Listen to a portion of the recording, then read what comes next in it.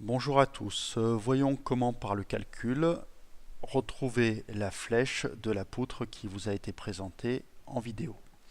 Donc nous vous rappelons que c'est une poutre en acier de longueur 1 mètre, de section 45 par 20, donc 45 mm de haut, 20 mm de large, soumise à un effort réparti sur toute sa longueur de 1000 Newton. Récupérons la formule applicable sur le formulaire joint au cours.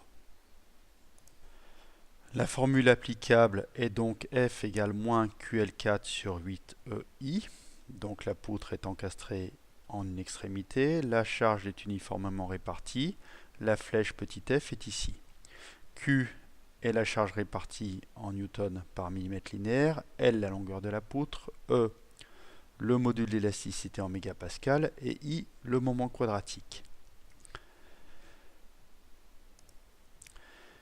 Déterminons la valeur de chacun des termes de cette formule. Q, la charge répartie, est égale à la charge totale 1000 Newton divisé par la longueur de la poutre en millimètres, 1000 mm. La poutre fait 1 mètre de long. Donc on a 1 Newton par millimètre linéaire. L est la longueur de la poutre. L égale 1000 mm. E est le module d'élasticité de l'acier, 200 000 newtons par millimètre carré.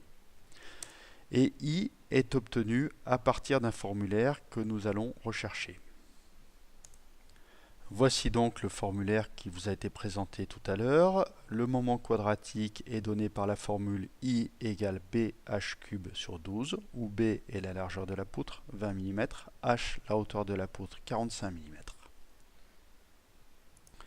En appliquant la formule, on trouve Q environ égal à 150 000 mm².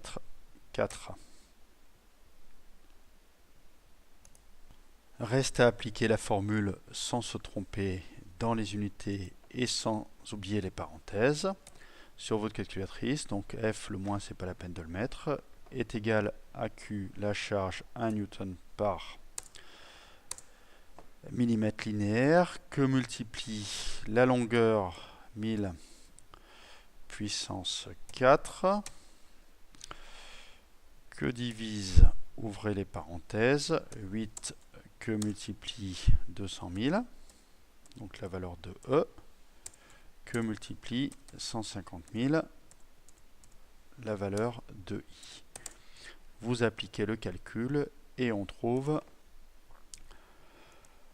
par le calcul 4,2 mm, ce qui est proche des 4 mm que nous avions sur la simulation SolidWorks. Sur ces calculs, plusieurs précautions à prendre. Premièrement, simplifiez dans la mesure du possible la formule avant de l'appliquer à votre calculatrice. Par exemple, ici nous avons 10 puissance 3 puissance 4, donc 10 puissance 12. Ici 2 10 puissance 5 et 1,5 10 puissance 5. Donc la possibilité de simplifier fortement la formule en simplifiant les puissances de 10 avant de l'appliquer à votre calculatrice. Deuxième chose sur laquelle il faut faire attention, il est impératif de vérifier la cohérence des unités. Ici, nous n'avons travaillé qu'en newton et en millimètres. Nous avons donc un résultat en millimètres. Attention, si vous avez des longueurs qui sont données en mètres, des sections qui sont données en millimètres carrés, attention à ne pas tout mélanger.